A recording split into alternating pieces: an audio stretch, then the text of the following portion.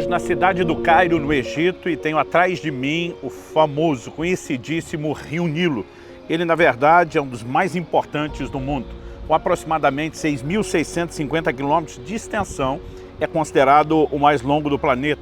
Ele atravessa vários países do Nordeste africano, incluindo Egito, Sudão, Etiópia, Uganda, Tanzânia, Ruanda, Burundi, Quênia, República Democrática do Congo e Sudão do Sul.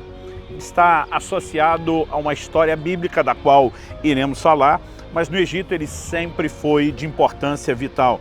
Era a principal fonte de água e fertilidade para o Antigo Egito, permitindo o desenvolvimento da civilização às margens do rio e desempenhando um papel crucial na irrigação das terras férteis ao longo das suas margens. Daí surgiu a expressão agricultura do Nilo. Ele está associado à história, cultura e religião do Egito. A antiga civilização considerava o rio sagrado e cria que era morada do deus Api, associado à fertilidade. Também foi uma importante via de transporte e comércio, permitindo a ligação entre diferentes regiões do país. O Egito tem uma história rica e antiga que remonta a milhares de anos. A civilização egípcia é uma das mais antigas do mundo, tendo as suas origens por volta de 3100 a.C., quando o rei Menes unificou o Alto e o Baixo Egito, estabelecendo a primeira dinastia dos faraós. Esse é um cenário de um relato bíblico importante, quando os pais de Moisés o colocam no cesto e simplesmente o entregam não aos cuidados ou ao destino do Nilo, mas de Deus, que não apenas podemos confiar em relação ao cuidado das nossas vidas, mas para o cumprimento dos seus propósitos. A palavra de Deus nos diz em Êxodo, no capítulo 2, dos versos 1 a 10, o seguinte: um homem da casa de Levi casou com uma mulher da mesma tribo. A mulher ficou grávida e deu à luz a um filho. Vendo que o menino era bonito, o escondeu durante 3 meses.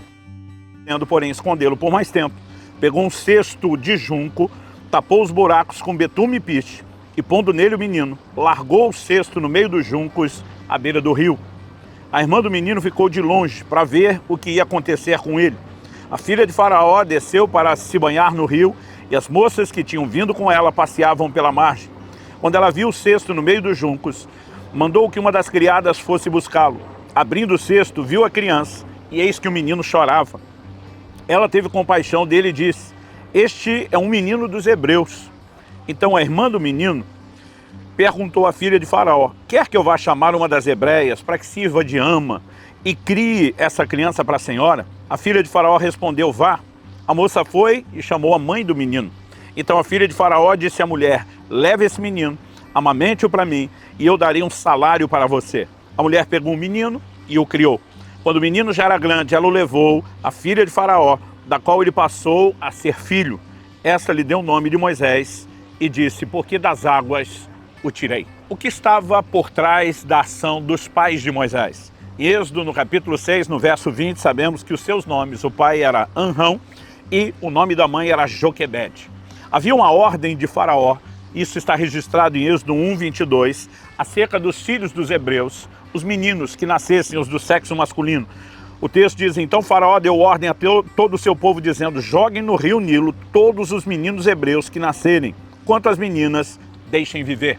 A Bíblia nos relata que ele tentou fazer com que as parteiras matassem os meninos. Ele temia que o povo se multiplicasse muito, pudesse virasse contra os egípcios, unindo-se a qualquer inimigo, e ele começa a tentar impedir o crescimento e a multiplicação dos hebreus. É nesse contexto que nós temos o nascimento de Moisés. No livro de Atos, no capítulo 7, nós temos uma pregação de Estevão que diz que quando estava para se cumprir o tempo da promessa que Deus tinha feito a Abraão. Isso está registrado em Gênesis 15. Interessante que a palavra tempo ali é kairos. Ela fala de uma estação, de um tempo profético. Na continuidade do discurso ele diz: por esse tempo. E aí nós lemos a palavra cronos, o tempo cronológico, nasceu Moisés. Moisés chega para cumprir um propósito divino e nós precisamos entender que não se tratava de uma criança qualquer. E quando digo qualquer, não estou desmerecendo a importância de cada um enquanto indivíduo, porque Deus não faz acepção de pessoas. Estou falando a respeito de propósito. Qual foi a atitude desses pais? O texto nos mostra que eles tiveram, antes de mais nada, o que eu quero classificar aqui como um ato de fé. Hebreus 11:23 diz: pela fé Moisés, depois de nascer, foi escondido por seus pais durante 3 meses, porque viram que era um menino bonito e não temeram o decreto do rei. Desobedecer o decreto do rei, obviamente, traria consequências, mas eles não estavam com medo. A Bíblia diz, porque viram que o menino era bonito, outras traduções, formoso. A pergunta é, que tipo de beleza eles viram? Nunca conheci um pai ou uma mãe que quando o filho nascesse, e não importa o estado em que esteja ali, naquele momento pós-parto, onde os pais não consigam, pelo amor, olhar e enxergar outra coisa que não seja a beleza. Mas lá no livro de Atos, no capítulo 7, nós percebemos um detalhe na pregação de Estevão. Esse texto de que os pais viram que era formoso é repetido algumas vezes no Novo Testamento, mas só Estevão adiciona algo que sugere qual é a interpretação que nós devemos ter. Em Atos 7, 19 a 21, na pregação de Estevão ele diz: este outro rei tratou com astúcia a nossa raça e torturou os nossos pais a ponto de forçá-los a enjeitar seus filhos para que não sobrevivessem. Por esse tempo nasceu Moisés, que era formoso aos olhos de Deus. Aqui nós temos um acréscimo, não só formoso, formoso aos olhos de Deus. Por 3 meses foi ele mantido na casa de seu pai, e quando foi exposto, a filha de Faraó o recolheu e o criou como seu próprio filho. Em primeiro lugar, precisamos dar o destaque ao fato de que eles agiram por fé e estão incluídos na galeria dos heróis da fé, em Hebreus, no capítulo 11, no verso 23. Em segundo, precisamos destacar que a Bíblia também mostra que houve da parte deles um ato de percepção espiritual, de percepção ou discernimento do destino que Deus tinha para o menino. Não era o único filho, não era o primeiro. Nós sabemos que Moisés tinha irmãos mais velhos, como Miriam e Arão, mas os pais perceberam que havia algo diferenciado nesse menino e nós entendemos que tinha a ver com o propósito de Deus, não apenas para a vida de Moisés, mas para o que através de Moisés Deus faria por toda a nação de Israel. E obviamente a atitude deles deveria ser um referencial para nós, não somente quanto à fé, mas também quanto à forma de criar nossos filhos. Precisamos dar aos nossos filhos um senso de destino, precisamos de percepção profética para encaminhá-los a viver o plano e o propósito de Deus para eles. Romanos 15:4 diz que tudo quanto foi escrito, para nosso ensino foi escrito, inclusive o registro da percepção desses pais.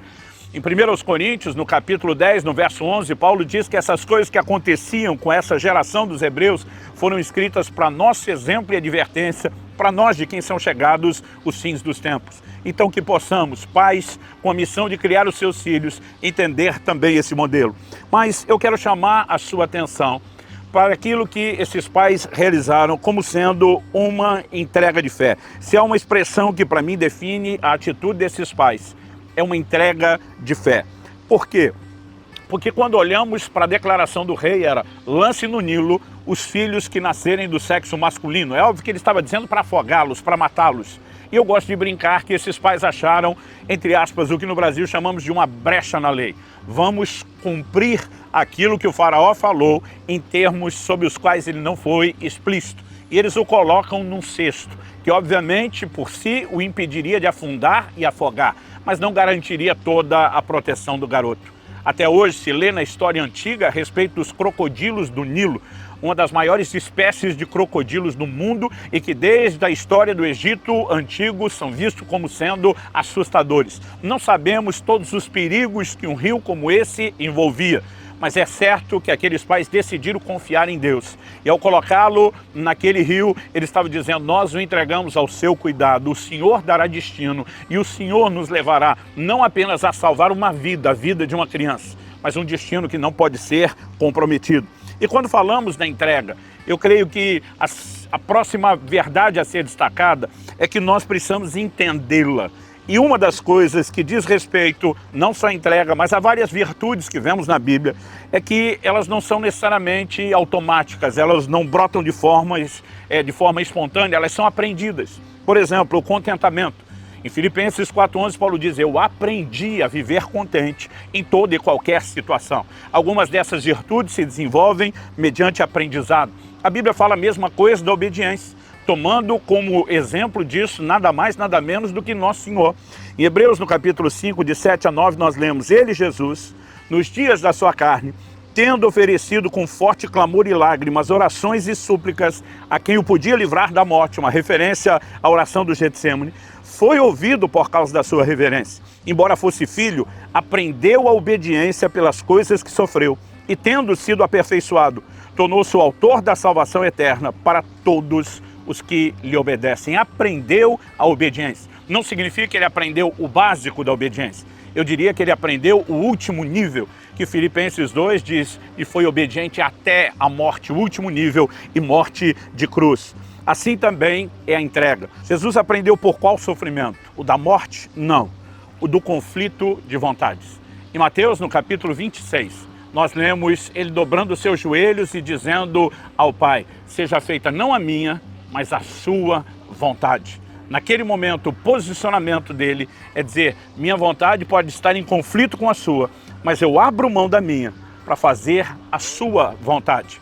Isso é algo que o ser humano tem que lidar. O próprio Jesus precisou submeter sua própria vontade à vontade de Deus. E muitas vezes temos que entregar nosso destino, nossos caminhos, situações que estão diante de nós, num gesto de confiança. E acredito que um dos mais profundos níveis de entrega que qualquer pai vai concordar comigo diz respeito aos filhos, já que estamos falando dos pais de Moisés entregando o seu próprio filho.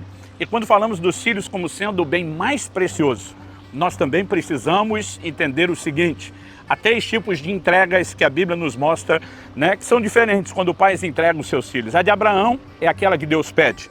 Quando olhamos para a de Moisés, é aquela espontânea, eles decidem confiar e mesmo que Deus não pediu, eles se movem dessa forma. E temos aquela em 1 Samuel 5, que é a que Deus provoca. A Bíblia diz que Deus fechou o ventre de Ana, de modo que ela não pudesse ter filhos. Ela vai e diz ao Senhor, se o Senhor me der um filho, eu te dou. E é como se Deus dissesse, consegui aquilo que eu estava buscando e almejando. Mas nessa entrega espontânea, eles estão usando o que eu chamaria e definiria como uma linguagem de fé. E acredito que essa é a melhor forma de olharmos para o assunto.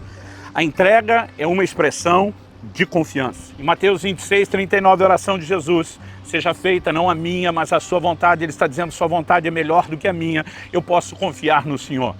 Deus mesmo disse, através do profeta Jeremias, eu é que sei os pensamentos que eu tenho acerca de vós. São planos de bem e não de mal, para vos dar um futuro e uma esperança. É sempre acreditar que Ele deseja para nós o melhor, que os seus planos são melhores e maiores, e que nós, de fato, podemos usufruir de algo que é superior a qualquer coisa que podemos imaginar. Quando falamos do conflito de vontades, o que a Bíblia nos diz sobre isso? Em Tiago 4, de 13 a 16, lemos, escutem vocês que agora dizem, hoje ou amanhã iremos para a cidade tal, lá passaremos um ano, faremos negócio, teremos lucros.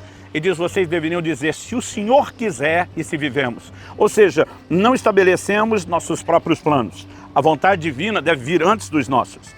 Há uma vontade de Deus para todos os homens, mas há também a vontade para cada um de nós, que inclui até a cidade onde iremos morar. Nem sempre saberemos a vontade de Deus, mas podemos confiar que mediante uma oração de entrega e rendição a Ele, Ele pode interferir. Provérbios 16, de 1 a 3 diz, o coração do ser humano pode fazer planos, mas a resposta certa vem dos lábios do Senhor. Isso significa que Deus deixa o homem planejar. Mas o verso 2 diz, todos os caminhos de uma pessoa são puros aos seus próprios olhos, mas o Senhor som do Espírito. Outra tradução diz, pesa os motivos, as motivações. E essa verdade também tem que ser destacada, de que Deus avalia o que está dentro de nós. Mas o verso 3 diz, entregue as suas obras ao Senhor, e o que você tem planejado se realizará. Deus costuma agir através da entrega. Me lembro de uma ocasião que eu estava tentando ensinar meu filho Israel sobre escolhas. E eu dizia para ele, filho, se você tomar essa decisão, as consequências serão essa, essa, essa. Se você tomar essa outra, essa, essa, essa. Não existe necessariamente algo ruim, mas cada caminho leva numa direção diferente. Qual deles você quer escolher? Eu lembro que ele pensou, olhou para mim e perguntou, pai, o que é que você quer que eu queira? Eu falei, filho, eu quero que você aprenda a fazer suas escolhas. Ele falou, eu sei, pai, eu acho legal que você me dê essa liberdade, mas com certeza o senhor é mais maduro, mais experiente, mais sábio do que eu, e o senhor tem sugestões que me ajudem. E, de vez em quando eu estou orando diante de Deus, eu pergunto a Deus, o que é que o Senhor quer que eu queira? Porque o Deus que nos deu o livre-arbítrio espera de nós entrega. A entrega é uma linguagem de fé. E esses pais, quando colocaram essa criança no Nilo, estavam dizendo, nós não estamos entregando ao acaso. Nós cremos naquilo que o Senhor pode fazer, o Senhor dará destino. Moisés cresceu, se torna o libertador de uma nação. Os planos e os propósitos de Deus não só para um indivíduo, mas para todo o Israel puderam se cumprir pelo ato de confiança desses pais. Que a lição bíblica nos oriente na nossa caminhada prática e nas escolhas que eu e você temos que fazer no dia a dia. Nos próximos minutos, nós teremos uma conversa de aplicação prática dessas verdades. Antes de iniciar a aplicação prática da palavra que normalmente fazemos em família, vale um comentário. A família aumentou e temos agora Caleb, o marido da Alissa, participando desse momento de compartilhar. Bom, falamos a respeito de como os pais de Moisés tiveram um posicionamento de fé, ou como eles se posicionaram na entrega, que era fruto e expressão da sua confiança, mas que também refletia uma percepção, uma compreensão do propósito. Quero começar com você, Kelly, porque nós, na condição de pais, tivemos o privilégio de entender logo cedo pelas Escrituras que os pais são guardiões do destino profético, né? Assim como o pai de Sansão, quando toma conhecimento de que o anjo apareceu à esposa, ele começa a orar e dizer para Deus: eu quero que esse homem que veio dar notícia apareça de novo, porque eu preciso saber como criar meu filho. Então não é apenas ter a boa notícia, olha, vocês terão filho, eu preciso saber como, né? Porque é nossa responsabilidade encaminhá-los para o propósito e viver isso em fé. Em poucas palavras, né? Eu já vi você respondendo muito isso para os outros, que nós sempre procuramos fazer a nossa parte, buscar a ajuda de Deus para fazer a nossa parte, mas crer muito para a parte dele. Em breves palavras, o que você falaria sobre a importância dos pais confiarem em Deus? Assim que Israel nasceu, me deu um senso assim, de desespero. Eu falei, será, gente, que eu vou conseguir criar um ser humano, né? E todas as dimensões de cuidado que uma criança requer, né? A parte física, a parte espiritual, a parte emocional. E a gente, rapidamente, acho que a gente pode ter esse sentimento de que só com a ajuda do alto, né, a gente pode ter sucesso e êxito. E eu sempre, né, glorifiquei a Deus por poder depender dele. E toda a nossa experiência, né, ouvindo o Espírito Santo nos dando as diretrizes e entregando realmente toda essa questão da ansiedade, ou, né, nas mãos dele, confiando, fez toda a diferença enquanto a gente os educava. Então, é maravilhoso poder contar com a ajuda do alto, né, e fazer essa entrega, esse passo de fé, sabendo que o Senhor, né, na medida que a gente confia nele, e a gente entrega os nossos filhos a ele e faz a nossa parte, né, é uma parceria muito, assim, que funcional. Eu tive uma lição muito importante, nós tivemos, né, no parto do Israel já, porque alguns dias antes, orando, intercedendo pelo momento do parto, o Espírito Santo falou comigo: ore e jejua, porque haverá uma grande batalha por ocasião do parto. Resumindo a história, o Israel está vivo por um milagre, houve uma grande complicação, mas algumas coisas ficaram muito claras para mim a partir daquela experiência.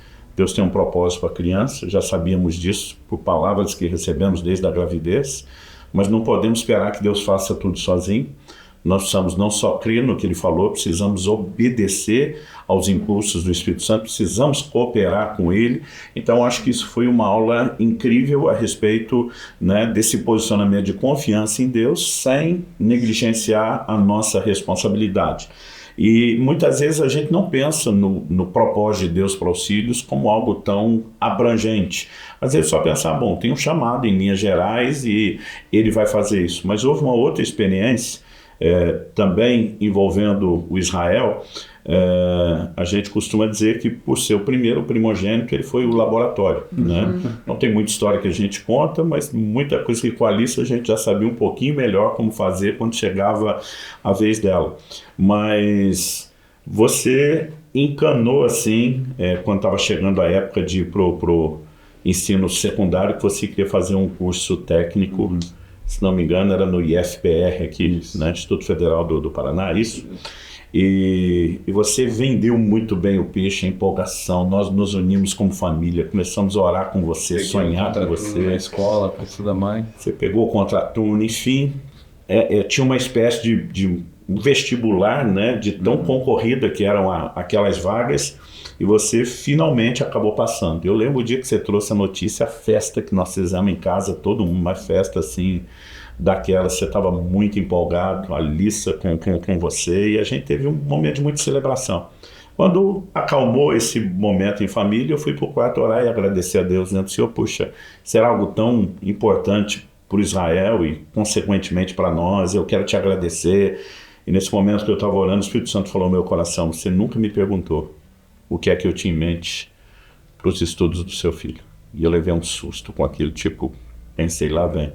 Né? O Senhor me disse: você é o guardião do destino profético dele e você vai ter que agir agora de forma tardia, já que não fez antes. O Senhor me disse: se você entrasse naquele curso, você ia se perder em relação ao propósito e que eu era responsável por pará-lo. Né? Essa é uma hora que você tem que confiar que Deus tem em mente algo melhor, que a gente não entende. Né? E muitas vezes tomar uma decisão onde você se anula, às vezes parece ser mais fácil do que fazer isso em relação ao filho. Mas eu te amei e falei: olha, você me conhece, sabe que eu te amo, eu te apoio. Você viu que nesse projeto te dei todo o apoio, a festa que nós fizemos, mas agora que eu fui agradecer, Deus falou isso comigo. E eu espero que você consiga entender e confiar, porque você vai ter que obedecer de qualquer forma, né? E eu lembro do seu posicionamento com lágrima nos olhos. A gente sentia assim, era visível a dor. Você falou assim: eu escolho obedecer, pai.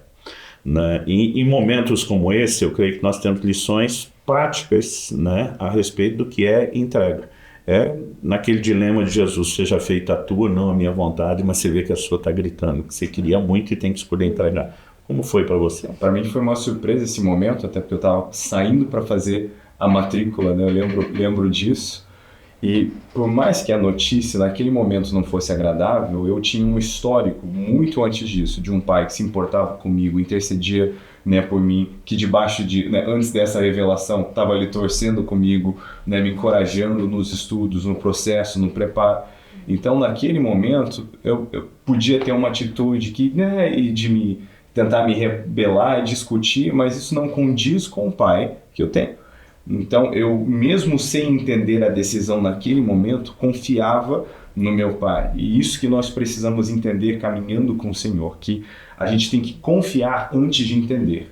Muitas vezes, em nome de não entender, pessoas abrem mão da confiança e acabam se privando de chegar naquele momento onde a gente olha para trás e vê: uau, como fez sentido esse cuidado do Senhor. E foi o que eu experimentei. Né, mais tarde, não era só o colegial que eu acabei não fazendo, mas o que eu acabei fazendo. Aquele ambiente onde eu pude conhecer pessoas que eu trouxe para Jesus, estão na igreja, famílias que a gente viu tendo um histórico mudado, né, sem falar o Senhor me guardando em relação ao propósito. Foi justamente nesse colegial onde eu tive uma experiência ministerial que eu pensei: olha, eu acho que o meu chamado é esse. Né? Então, algum tioso falando colegial, percebo que você já está ficando velhinho também. Você falando, eu pensei como a obediência vem de um lugar de entendimento maior. Que a gente talvez tem perguntas, coisas que a gente não entende, mas a gente entende algo maior, a gente entende que Deus é bom, que Ele tem o que é melhor. Então, esse entendimento maior supera nossas faltas, dúvidas acerca da a falta de situação entendimento do de coisas momento. pequenas, né? Eu acho interessante porque a vida cristã exige de nós entregas constantes, né? O próprio chamado de Jesus é: você quer me seguir? Então vem e toma a cruz. Então a gente tem que entender que toda expressão, né, que a gente vai... toda entrega é uma expressão de amor ao Senhor. Nós fomos chamados a amá-lo acima de qualquer outra coisa. Então, independente se o Espírito Santo provocou isso no nosso coração, se é algo espontâneo, a gente tem que lembrar que a nossa vida, né, é uma expressão, é uma resposta. Assim como a vida de Jesus foi uma declaração de amor, a nossa vida, as nossas escolhas precisam ser uma resposta também de amor a Ele. Eu acho que essa questão do amor é interessante porque aquele que obedece é aquele que ama, né? Essa é a linguagem de amor do nosso Senhor. E de fato a obediência é declarar o meu amor a Deus de forma prática. Quando eu escolho obedecer os princípios, eu mostro a Deus que o amo. Eu acho que vale ainda citar a questão da responsabilidade final. Quando nós decidimos obedecer a Deus, a responsabilidade do que vai acontecer passa a ser de Deus, já que a gente decidiu confiar no plano e no propósito dele. Agora, quando a gente decide tomar as rédeas da nossa própria vida e colocar a nossa própria decisão acima da de Deus, aí a responsabilidade final é nossa. E a última vez que o homem tomou a responsabilidade de tudo... Deu ruim. A primeira, na verdade, né? A primeira vez que o homem tomou a responsabilidade de tudo deu muito ruim. Precisa de só uma. Uma vez só, foi suficiente. Bom, às vezes a gente vê gente querendo entender primeiro para escolher obedecer depois. A verdade é que a gente não precisa entender as circunstâncias. A gente só precisa entender quem nós estamos obedecendo e confiar nele. Tem uma frase de Lutero que é mais ou menos assim, ele diz: posso não conhecer o caminho, mas conheço bem o meu guia. Então tudo que eu e você precisamos entender é que ele é confiável e nós podemos nos entregar de coração. Que Deus nos ajude a viver intensa e recorrentemente esse coração de entrega.